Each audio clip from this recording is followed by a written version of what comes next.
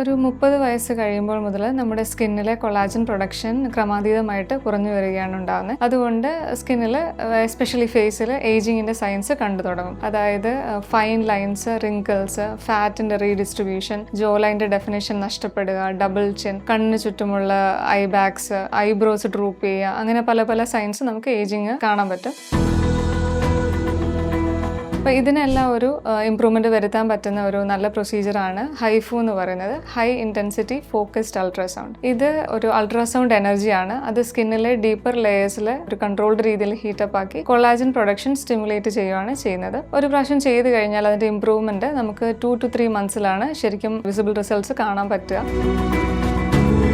നമ്മൾ ഇന്ന് ഹൈഫു ചെയ്യാൻ ഉപയോഗിക്കുന്ന മെഷീൻ അൾട്രാഫോമർ MPT എന്ന് പറയുന്ന ഒരു മെഷീനാണ്. ഇത് FDA അപ്രൂവ്ഡ് ആയിട്ടുള്ള ഒരു മെഷീനാണ്. സ്കിന്നിൻ്റെ പല ഡെപ്ത്സിലായിട്ട് ആക്ട് ചെയ്യാൻ പറ്റുന്ന ഡിഫറെൻറ്റ് പ്രോബ്സ് നമുക്ക് ഇതിലുണ്ട്. ഇത് മിക്കവർക്കും വർഷത്തിൽ ഒരു തവണ ചെയ്താൽ അതിൻ്റെ എഫക്റ്റ് നമുക്ക് മെയിൻറ്റെയിൻ ചെയ്ത് കൊണ്ടുപോകാൻ പറ്റും. റിലേറ്റീവ്ലി പെയിൻലെസ് പ്രൊസീജിയറാണ്. ഡൗൺ ടൈം തീരെയില്ല. അടുത്ത ദിവസം തന്നെ ജോലിക്കായിട്ട് പോകാൻ പറ്റും.